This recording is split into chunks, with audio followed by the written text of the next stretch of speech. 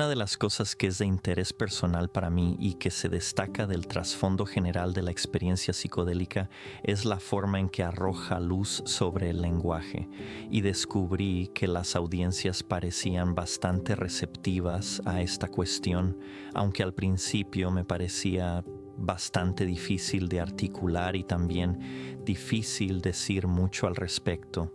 Así que esta noche, para darme el gusto a mí mismo y a cualquiera que tenga un interés particular en este aspecto, quiero decir más sobre ello y quizá hablar durante unos 40 minutos más o menos y luego tomar preguntas.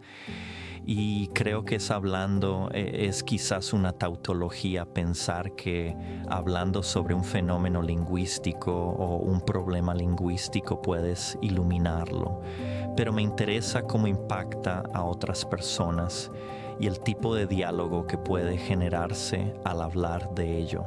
Primero, para dar un poco de contexto a lo que estoy diciendo, recientemente encontré una analogía o metáfora muy interesante que me pareció útil. Era una analogía histórica que decía que cuando las civilizaciones entran en crisis, inevitablemente una de sus estrategias de supervivencia es retroceder hacia un periodo anterior del tiempo, un ideal cultural anterior, e intentar ejemplificar sus valores. Y como ejemplo obvio y el fenómeno más reciente de este tipo a gran escala está el Renacimiento, en el cual la ruptura de la sociedad medieval y el surgimiento del mercantilismo generaron la necesidad de mirar hacia atrás en el tiempo en busca de un conjunto de valores y luego realizarlos, y el periodo elegido fue la Grecia clásica y Roma. Así que la pintura, la escultura, la poesía reflejaron un esfuerzo por recuperar los valores clásicos.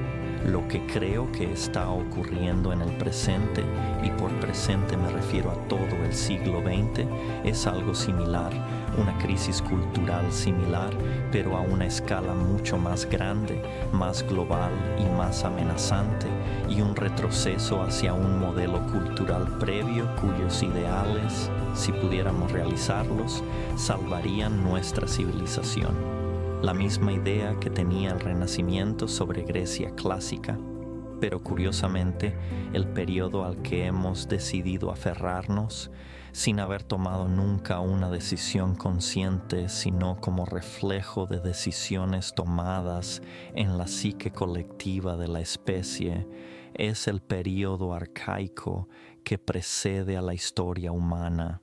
Y así el cubismo y las cosas que se hicieron en literatura por Joyce y Pound, la glorificación del barbarismo, la recuperación del inconsciente, primero su naturaleza sexual a través de Freud, luego su estructura arquetípica masiva a través de Jung, en otras palabras, los grandes movimientos del siglo XX, incluso el marxismo, pueden verse como intentos de recuperar valores sagrados prehistóricos, y este proceso ha estado ocurriendo durante unos 50 años o más, con diferentes intensidades en distintos momentos, y ahora y durante los últimos 10 años más o menos el tema del chamanismo, el redescubrimiento de la religión paleolítica y el auge del uso de drogas alucinógenas que fueron la fuerza motriz de la religión paleolítica, ha pasado al primer plano. Bien, manteniendo eso en mente por un momento, recordemos la idea de Marshall McLuhan de que la tecnología, al transmitir información, cambia las proporciones en la psique colectiva y la manera en que ésta se relaciona con el mundo. Y él era famoso por predecir lo que llamó feudalismo electrónico.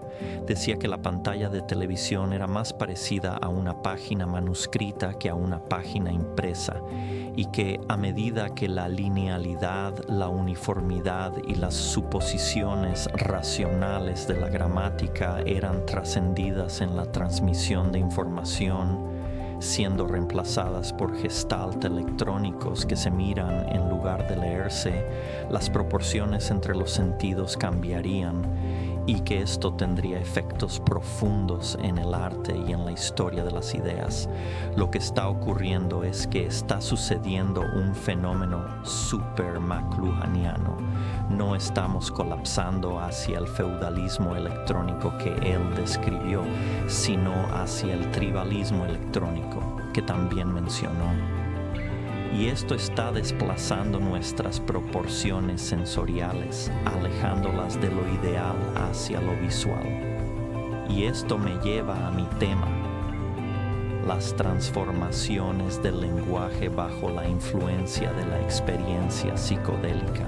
El hecho de que existe un espectro de fenómenos vocales, psicológicos y psicomentales que van desde la recitación de material aprendido, pasando por el habla libre, hasta fenómenos religiosos tipo trance como la glosolalia. Y estas cosas son experimentadas por quienes las practican como teniendo una relación variable con lo visual más que con lo ideal. Tuvimos una discusión hace un par de noches con Ralph Abraham sobre esto. Cuando te piden que conjures la idea de una naranja, ¿de qué está hecha esa idea? Cuando cierras los ojos y piensas en una naranja, ¿está hecha de lenguaje o de luz? Y lo que respondas dice algo sobre ti y sobre cómo estás insertado en tu cultura. Bajo la influencia de la psilocibina, particularmente, los centros formadores del lenguaje se activan y se activan en conjunto con la corteza visual, de modo que se experimentan formas de sinestesia, primero vinculadas al sonido. Personas cantando controlan la textura de la alucinación. Esto lo vimos en la ayahuasca en el Amazonas, donde la voz del chamán controla claramente la estructura visual de la experiencia, pero hay un nivel aún más profundo con la adición de significado, el control de la superficie visual. La topología del significado, por así decirlo, trasciende el simple descifrado de un diccionario. El significado mismo comienza a operar sobre esa superficie, y ahí entras en lo que hay distintas formas de comprenderlo. El lugar de donde surge todo esto, el lenguaje ensamblador detrás de todos los lenguajes culturales. Wittgenstein lo llamó lo indecible, el lugar donde la explicación no puede entrar, y así continúa desarrollando toda esta idea. La cercanía de estos alucinógenos triptamínicos a los metabolitos normales de la química cerebral y la fragilidad que personas como McLuhan y Julian Jaynes han mostrado como parte de la forma en que construimos nuestro mundo. En otras palabras, que es un equilibrio delicado de química, lenguaje, historia y estas proporciones sensoriales. Dado todo esto, me pareció probable que este fenómeno encontrado en experiencias psicodélicas profundas con psilocibina tenga en realidad un impacto histórico potencial. Es una especie de capacidad humana que actualmente está sumergida en la psique, accesible solo por medios chamánicos, viajando hacia el hiperespacio histórico, es decir, entrando en ese lugar donde las reverberaciones del futuro son lo suficientemente intensas como para que al menos puedas tener una intuición de lo que está por venir. Y creo que esto es lo que está por venir. Y es una especie de telepatía, pero no es telepatía como la imaginábamos. Cuando yo imaginaba la telepatía, pensaba en escuchar los pensamientos de otra persona y que ellos escucharan los tuyos. Esto es algo donde la modalidad del significado se desplaza fuera de un diccionario común, que es una convención cultural, hacia una topología visual compartida. Una estructura visual compartida que es examinada por ambas partes, tanto el emisor que provoca este fenómeno como la audiencia que comparte el espacio donde esto ocurre. Es interesante que las beta-carbolinas que se usan para potenciar el efecto alucinógeno del DMT en las preparaciones de ayahuasca son definitivamente parte del metabolismo cerebral humano normal, y la inhibición de MAO que realizan sobre el DMT introducido desde el exterior es un espejo de la función que ya realizan en el cerebro. Así que este cambio en las proporciones sensoriales está haciendo que el lenguaje se vuelva más visual. Y aquí siempre tengo que citar a Filón de Alejandría, quien hablaba del logos. He hecho analogías entre el fenómeno que describo y el logos, pero en la cita clave él decía que era posible un logos más perfecto y que sería un fenómeno que pasaría de ser oído a ser visto sin atravesar nunca un punto cuantizado de transición donde pudieras decir ahora es una cosa, ahora es otra. Y creo que las ondas de choque culturales generadas por la aparición del lenguaje visible transformarán totalmente la cultura hasta el punto en que el fin de la historia, la entrada en el hiperespacio, la mónada escatológica, todas estas construcciones religiosas sobre la historia son en realidad intuiciones sobre el lenguaje sufriendo esta transformación. Ahora, varias cosas sobre esta transformación. No es algo que la cultura esté haciendo por decisión. No es como las computadoras personales o la televisión por cable. No se está introduciendo como una utilidad. Es algo impuesto desde afuera y creo que está relacionado con la hipótesis Gaia, la regulación homeostática del planeta a través de toda la vida actuando como un solo organismo, y nosotros, como especie detonadora, somos parte de ese mecanismo. Y creo que la evolución del lenguaje es en realidad el levantamiento gradual del velo entre nosotros y el significado. Un velo impuesto por la ecología planetaria. En otras palabras, el impulso hacia adelante de la historia está regulado por la ecología y se regula controlando la evolución del lenguaje, porque lo que no puedes pensar no puedes hacerlo, y donde no puedes imaginar no puedes dirigir tu cultura. Así que propongo en un nivel que los alucinógenos sean entendidos como feromonas sociales humanas, que regulan la velocidad a la que evoluciona el lenguaje y por lo tanto regulan la evolución de la cultura humana. Ahora, un pensamiento final. Me parece claro, y lo mencioné antes, que otra función de los psicodélicos y de lo que está ocurriendo culturalmente es la transformación de la especie humana en una especie viajera del espacio.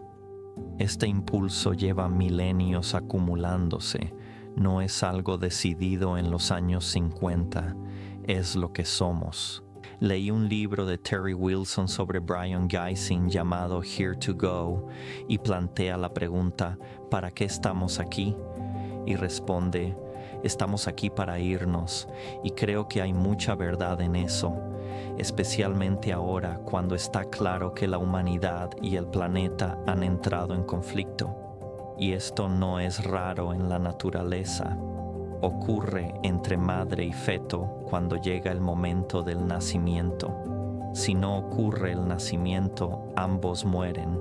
Aunque el parto es traumático, es necesario. Y lo mismo ocurre aquí.